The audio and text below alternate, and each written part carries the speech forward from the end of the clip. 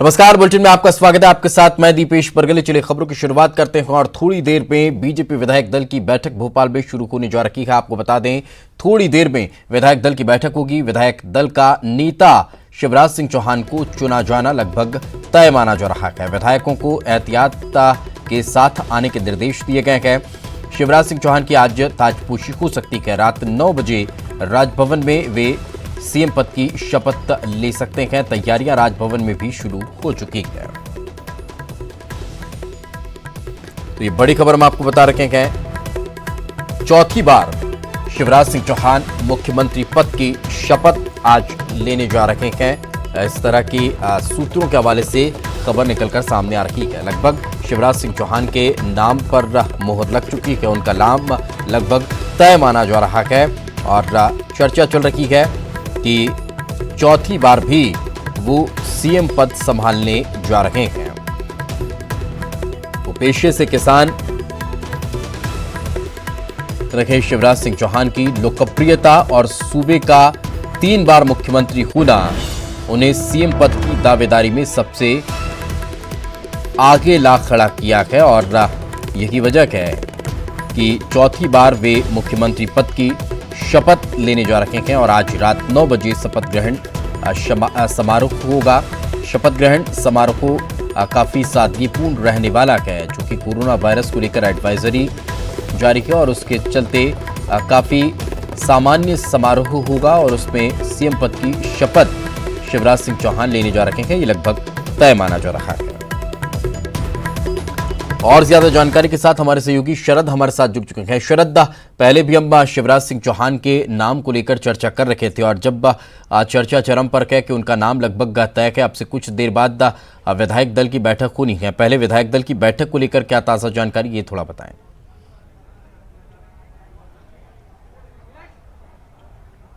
हाँ बिल्कुल, देखिए 6 बजे का जो वक्त है वो मुकर्रर किया गया था विधायक दल की बैठक के लिए और विधायकों का बैठक में पहुंचने का जो सिलसिला है वो लगातार जारी है। हालांकि कोरोना के असर को देखते हुए यहाँ पूरा जो इलाका है उसको पुलिस ने अपने घेरे में लिया हुआ है और जो विधायक हैं सिर्फ उन्हीं को अंदर एंट्री दी जा रही है। साथ ही साथ मीडिया की भी एंट्री अंदर नहीं है। विधायक दल की बैठक में मीडिया को भी गेट से बाहर रोका गया है। साथ ही साथ जो विधायक हैं उनके साथ आने वाले उनके जो समर्थक हैं और सुरक्षा कर्मी हैं उनको भी अंदर जाने की अनुमति नहीं दी गई है। तो अब से बस कुछ ही देर बाद जो विधायक दल की बैठक है वो शुरू होगी और इस बैठक में जैसा कि हम पहले भी बात कर रहे थे कि जो केंद्रीय पर्यवेक्षक के तौर पर वीडियो कॉन्फ्रेंसिंग के जरिए जो अरुण सिंह हैं जनरल सेक्रेटरी हैं वो इसमें शामिल होंगे और साथ ही साथ बीजेपी के जो प्रदेश प्रभारी हैं विनय सहस्त्रबुद्धे वो भी वीडियो कॉन्फ्रेंसिंग के जरिए विधायकों को इस बैठक में संबोधित करेंगे। तो जैसा हम पहले ही बता रहे हैं अपने दर्शकों को कि शिवराज सिंह चौहान का नाम लगभग तय है और औपचारिक तौर पर विधायकों को इस बैठक के दौरान शिवराज सिंह चौहान के नाम के बारे में जानकारी दी जाएगी और आज रात 9 बजे शिवराज सिंह चौहान राजभवन में एक सादे कार्यक्रम में मुख्यमंत्री की शपथ ग्रहण करेंगे। जी बिल्कुल। अब जैसा कि हम चर्चा पहले भी कर रखे थे कि शिवराज सिंह चौहान रेस में सबसे आगे निकले। आपने बताया कि लोकप्रियता एक बहुत बड़ा पैमाना था और इसके साथ साथ क्या ये भी माना जाए कि जातिगत आधार भी कहीं ना कहीं मायने रखा, क्योंकि अगर मौजूदा परिस्थिति में देखा जाए तो गोपाल भार्गव सामान्य वर्ग से आ रहे हैं और अगर बात की जाए वीडी शर्मा की तो प्रदेशाध्यक्ष सामान्य वर्ग से हैं।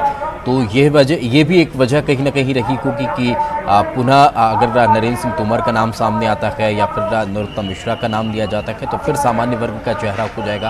तो यही कारण एक देखने को मिला है।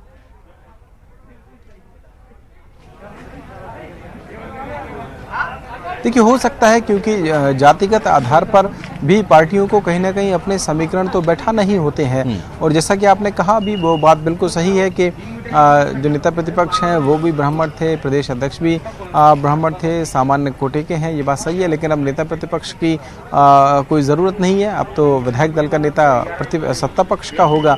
तो जातिगत समीकरण एक वजह होते हैं, लेकिन जैसा कि हम पहले भी चर्चा कर चुके हैं कि शिवराज सिंह चौहान की जो लोकप्रियता है वो कहीं ना कहीं बड़ी वजह बनेगी उनके यहाँ पर दोबारा से मुख्यमंत्री चुने जाने के। चौथी बार वो मुख्यमंत्री के तौर पर शपथ लेंगे और बड़ी बात ये भी है कि वो इससे पहले भी प्रदेश के मुख्यमंत्री थे, तो जो प्रशासनिक मशीनरी है प्रदेश की, उस व्यवस्था को वो बेहतर तरीके से समझते हैं। तो संभवतः उनको बनाने के पीछे की एक वजह ये भी हो सकती है, क्योंकि जो भी सरकार बनेगी बीजेपी की, उसको तुरंत एक्शन में आना होगा। उपचुनाव के बारे में भी हम चर्चा कर चुके हैं, तो उपचुनाव की चुनौती भी रही होगी।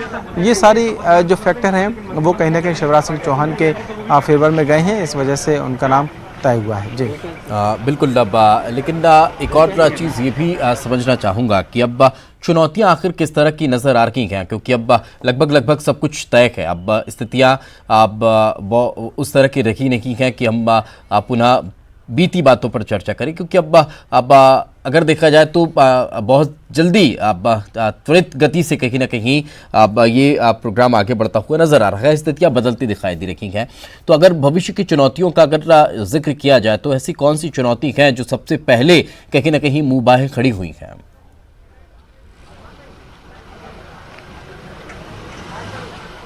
देखिए, सबसे बड़ी चुनौती है वो तो उपचुनाव की चुनौती है, क्योंकि अभी जिन विधायकों ने इस्तीफे दिए हैं, जो कांग्रेस में थे और बीजेपी में शामिल हुए हैं, उन सीटों पर उपचुनाव होना है। आगर और जौरा सीट की पहले से ही खाली हैं, तो उन सीटों पर भी चुनाव होना है। कुल 25 सीटें, अगर शरद कोल का भी इस्तीफा मंजूर हुआ तो 25 सीटें होंगी, उन पर उपचुनाव होना है। तो सबसे बड़ी अगर कोई चुनौती होगी पार्टी के सामने भी और सरकार के सामने भी, क्योंकि सरकार बने रहने के लिए ज़रूरी है कि बीजेपी ज़्यादा से ज़्यादा जो सीटें हैं वो जीते और जो बहुमत है वो अपने पक्ष में करे। तो सबसे बड़ी चुनौती अगर कोई नज़र आती है शिवराज सिंह चौहान के सामने मुख्यमंत्री पद की शपथ लेने के बाद, तो फिर वो उपचुनाव की ही चुनौती है। बिल्कुल। एक और चीज़ ये भी जानना चाह रहा था शरद की नेता प्रतिपक्ष के तौर पर अब विपक्ष में भूमिका कौन निभा सकता है? कौन सा ऐसा चेहरा है जो कि अब जब सत्ता पक्ष नए तौर पर तैयार हो रहा है, आज मुख्यमंत्री पद की शपथ हो जाएगी, तो फिर क्या ये चर्चाएं कांग्रेस में शुरू हो चुकी हैं? कांग्रेस में भी क्या इस तरह की कोई सुगबुगाहट है या फिर कोई विचार ही नहीं हो पा रहा है?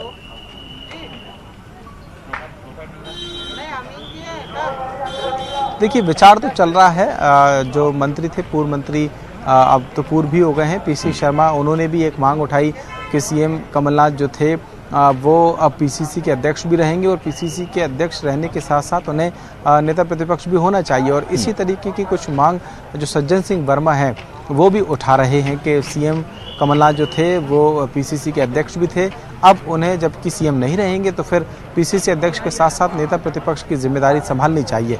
तो देखना होगा कि आखिरकार वो कौन सा चेहरा होगा जो अब सदन में नेता प्रतिपक्ष के तौर पर बैठेगा और कांग्रेस उनमें से, अपने नेताओं में से उनमें किसको चुनती है।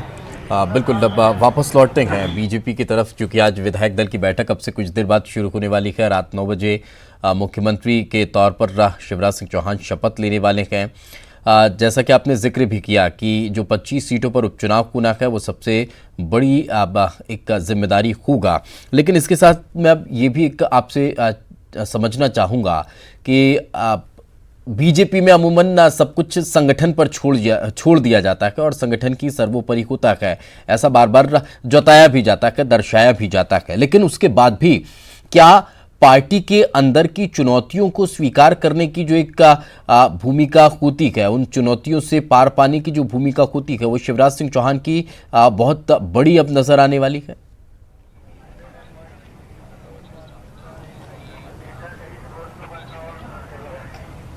देखना होगा। देखिए, ये सारे बातें भविष्य की हैं और जैसा कि हम चर्चा कर रहे हैं कि सबसे बड़ी चुनौती अभी उनके सामने जो आएगी वो उपचुनाव की आएगी, क्योंकि ये उपचुनाव इसलिए भी महत्वपूर्ण हो जाते हैं कि जिन सीटों पर उपचुनाव होना है, ज़्यादातर मतलब 22 सीटें हैं, 22 कांग्रेस के विधायक थे, उन कांग्रेस के विधायकों ने इस्तीफे दिए हैं, अब वो बीजेपी में शामिल हो गए हैं। तो बीजेपी, सबसे पहली बात तो ये कि वो संगठन में उनको स्वीकार करना सबसे बड़ी चुनौती होगी। और ये बात भी सही है कि ये अकेले शिवराज सिंह चौहान का फैसला तो है नहीं, तो कोई परेशानी किसी तरीके की शिवराज सिंह चौहान के सामने आएगी ऐसा लगता नहीं है, क्योंकि केंद्रीय आलाकमान के तौर पर सिंधिया को बीजेपी में शामिल कराने का फैसला लिया गया है। तो कोई कार्यकर्ता केंद्रीय संगठन के खिलाफ में या कोई नेता मुखर होगा, क्योंकि यहाँ पर शिवराज के सामने उसकी ढाल है सबसे बड़ी कि भाई फैसला जो हुआ है सिंधिया को लाने का या उनके समर्थकों को लाने का, वो शिवराज सिंह चौहान का ना होकर दिल्ली का फैसला है।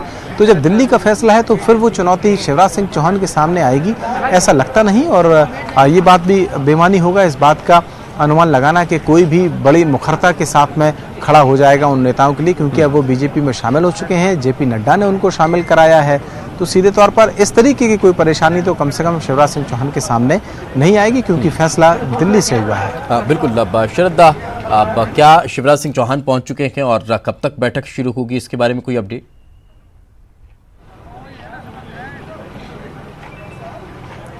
हाँ बिल्कुल, देखिए शिवराज सिंह चौहान अंदर पहुंच चुके हैं। 6 बजे का वक्त मुकर्रर किया था। ज़्यादातर जो विधायक हैं वो अंदर पहुंच चुके हैं। जैसा मैंने कहा कि मीडिया की अंदर एंट्री नहीं है, क्योंकि सुरक्षा कारण एक वजह है। कोरोना वायरस के चलते जो विधायक है उनके समर्थकों को भी अंदर नहीं जाने दिया गया है। तो बैठक अब लगभग बस शुरू ही होने वाली है और शिवराज सिंह चौहान पहुँच चुके हैं। बिल्कुल। तो बैठक का शुरू लगभग होने वाली है। एक बार फिर से हम हमारे दर्शकों को बता दें कि शिवराज सिंह चौहान पहुंच चुके हैं, जिन्हें विधायक का दल का नेता चुना जाना है, लगभग तय माना जा रहा है। हमारे सहयोगी शरद हमारे साथ लगातार बने हुए हैं, बड़ी अपडेट को हम आप तक पहुंचा रखेंगे। और रात 9 बजे जैसा कि राजभवन में तैयारियां शुरू हो चुकी है, रात 9 बजे शिवराज सिंह चौहान मुख्यमंत्री पद की, चौथी बार मुख्यमंत्री पद की वो शपथ लेने जा रहे हैं और एक नया इतिहास वो रच देंगे। अभी तक का 3 बार वो मुख्यमंत्री रहे, 3 बार अगर देखा जाए तो 2 और नाम हैं जो चर्चा में हैं, वो मुख्यमंत्री रहे हैं। और चौथी बार अगर शिवराज सिंह चौहान मुख्यमंत्री बनते हैं तो एक इतिहास उनके द्वारा रचा जाएगा। वापस से शरद के पास पहुंचते हैं, हमारे सहयोगी लगातार हमारे साथ बने हुए हैं। शरद, एक और सवाल ये कि चुनौतियां कहीं ना कहीं बेहद महत्वपूर्ण रहती हैं और उनसे पार पाना पूर्व में भी अब शिवराज सिंह चौहान उनसे पार पाते रखे हैं और उन्हें अब दूर करते रखे हैं। लेकिन एक और सबसे महत्वपूर्ण सवाल, जब इस्तीफा पूर्व मुख्यमंत्री शिवराज सिंह चौहान सौंप रखे थे, जब इस्तीफा देने जाने के पहले वो प्रेस कॉन्फ्रेंस कर रखे थे, तब उन्होंने एक लाइन का जिक्र किया कि आज की बात कल आता है और कल के बाद परसों आता है। तो वो परसों आएगा, यानी ये माना जाए कि सिर्फ अपनी पार्टी के नेताओं से ही नहीं, उन्हें विपक्ष से भी एक बड़ी चुनौती कहीं ना कहीं मिल सकती है, जिस बात का आप भी जिक्र कर रहे हैं कि पूर्ववर्ती मंत्रियों के द्वारा भी अपील की जा रही है कि नेता प्रतिपक्ष की भूमिका में अब कहीं ना कहीं कमलनाथ को होना चाहिए। तो वो एक चुनौती, बड़ी चुनौती साबित होगा प्रदेश में।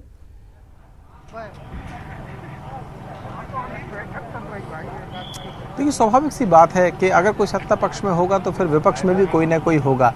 यही बात तो जब कमलनाथ शपथ ले रहे थे तब भी कही गई थी कि विपक्ष में शिवराज सिंह चौहान, नरोत्तम मिश्रा या नेता प्रतिपक्ष गोपाल भार्गव जैसे नेता होंगे और रहे भी। और अब जबकि बीजेपी सत्ता में आएगी तो फिर उसके विपक्ष में भी कोई ना कोई रहेगा। हालांकि ये अभी तय नहीं है कि नेता प्रतिपक्ष के तौर पर कमलनाथ का नाम तय होगा या नहीं होगा, ये देखना होगा। लेकिन निश्चित ही विपक्ष की चुनौती तो रहती ही है और विपक्ष भी मध्य प्रदेश में जैसा कि कांग्रेस को मजबूत विपक्ष मिला था, अब वैसा ही विपक्ष बीजेपी को भी मिलने जा रहा है। तो इसमें कोई दो राय नहीं है कि सदन के अंदर उन सवालों का जवाब भी देना होगा बीजेपी को, बतौर सत्ता में रहते हुए, जो अब तक कांग्रेस से पूछे जाते थे बतौर सत्ता में रहते हुए। जी बिल्कुल, चलिए साथ में रखें, आगे भी आपसे चर्चा करते रहेंगे। शरद, एक छोटे से ब्रेक के लिए रुकेंगे, वक्त एक छोटे से ब्रेक का है। ब्रेक के बाद भी लगातार खबरें जारी है।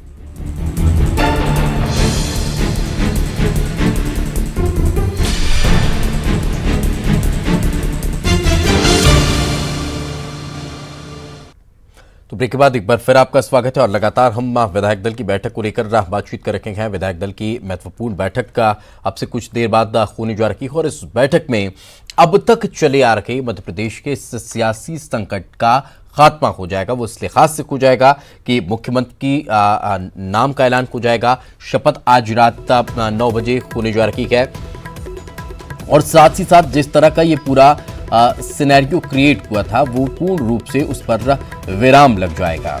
और जैसा कि हम आपको बता रहे हैं कि शिवराज सिंह चौहान का नाम लगभग तय माना जा रहा है और उनके नाम का ऐलान अब से कुछ देर बाद विधायक दल की बैठक में होने वाला है। उसके बाद रात 9 बजे वे मुख्यमंत्री पद की शपथ लेंगे।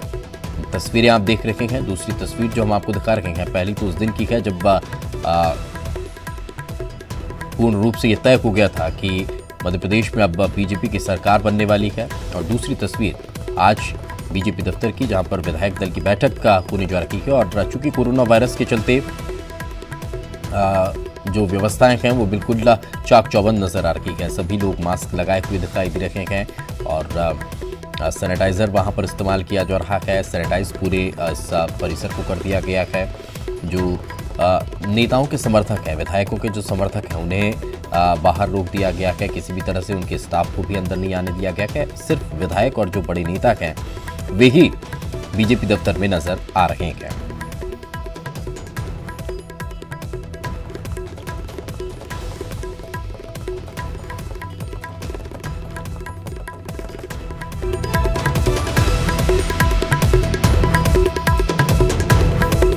शरद हमारे साथ जुड़ेंगे, उनसे हम बातचीत करेंगे, लेकिन कहीं ना कहीं एक बड़ी भूमिका का अगर जिक्र किया जाए तो अब शिवराज सिंह चौहान के प्रदेश में एक बार फिर देखने को मिलने वाली है।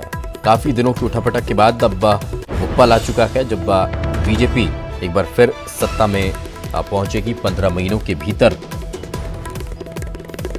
फिर से बीजेपी सरकार बनाने जा रही है। 15 महीने पहले जब विधानसभा चुनाव के परिणाम आए तब कुछ सीटों से भारतीय जनता पार्टी सरकार बनाने से चूकी और उसके बाद से 15 महीनों का वनवास कहीं न कहीं काटने के बाद पुनः अब भारतीय जनता पार्टी सरकार बनाने जा रही है। इसके बाद अब शपथ आज रात 9 बजे होनी है और उसके बाद फिर फ्लो टेस्ट भी कहीं न कहीं देखने को मिलने वाला है। लेकिन तैयारियां भारतीय जनता पार्टी की भी पूरी है। कई और विधायक उनके समर्थन में हैं। इस तरह की बातें लगातार कही जा रही है।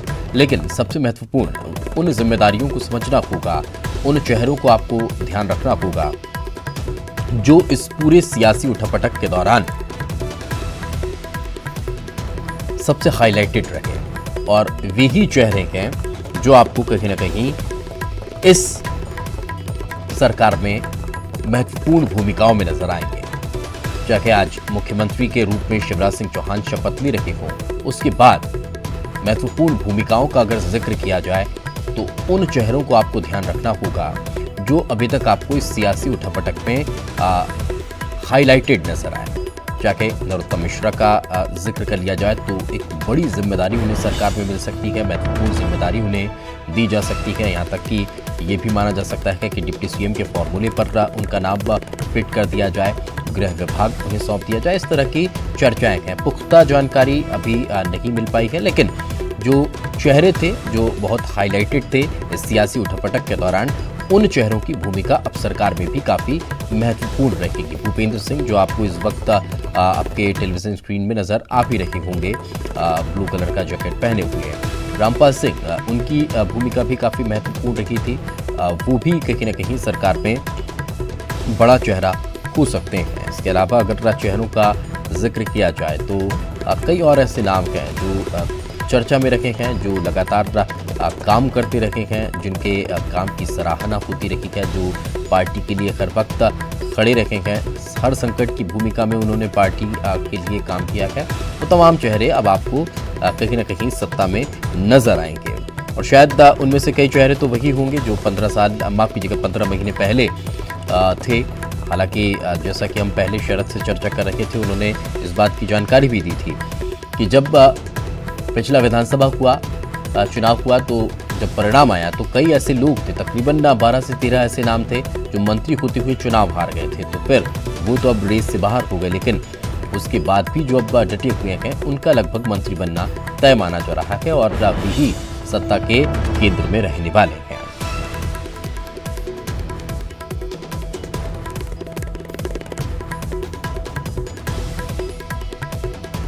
तो चौथी बार सीएम बनते ही शिवराज सिंह चौहान इतिहास रचने जा रहे हैं।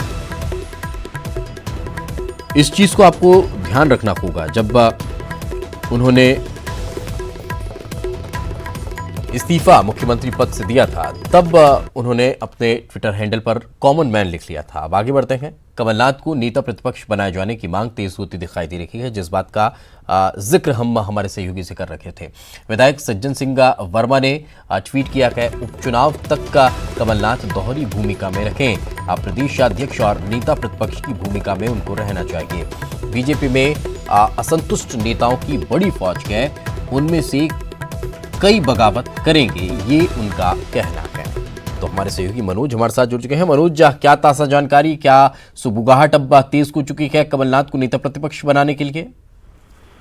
जी बिल्कुल दीपेश, सरकार जाने के बाद जो तमाम व्यवस्थाएं कांग्रेस पार्टी को करनी है उसको लेकर सज्जन सिंह ने ये ट्वीट किया और उन्होंने कहा कि जो आगामी उपचुनाव है जो कि तमाम सीटों पर होना है उनको लेकर उन्होंने ये मांग उठाई है कि जो कमलनाथ है उनको नेता प्रतिपक्ष बनाया जाए, साथ में प्रदेश अध्यक्ष की वो भूमिका भी निभाए। ये दोहरी भूमिका कमलनाथ को निभाना चाहिए। उन्होंने इस बात का भी जिक्र अपने ट्वीट के जरिए किया है कि क्योंकि बीजेपी में असंतुष्ट नेताओं की बड़ी फौज है, उनमें से कई बगावत करेंगे, तो ऐसे में उनको साधना है या उनसे बातचीत करना है। तो ये सीधे तौर पे सज्जन सिंह वर्मा का कहना है कि कमलनाथ इस भूमिका को बखूबी निभाएंगे। तो उन्होंने ये मांग पार्टी के अंदर उठाई है कि सीएम कमलनाथ को, जो कि कार्यवाहक सीएम है, हालांकि अब शपथ ग्रहण होगा शिवराज का, जिस तरह की खबरें 9 बजे,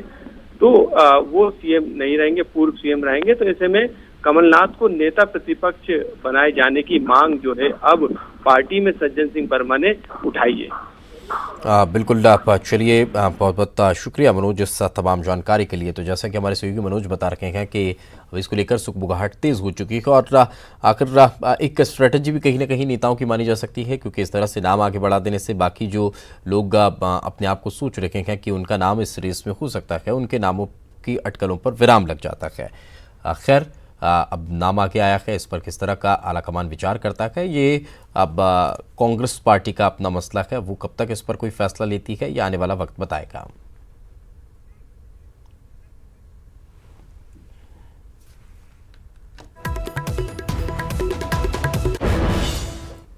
चलिए फिलहाल रुकेंगे एक छोटे से ब्रेक के लिए। ब्रेक के बाद जल्द हाजिर होंगे।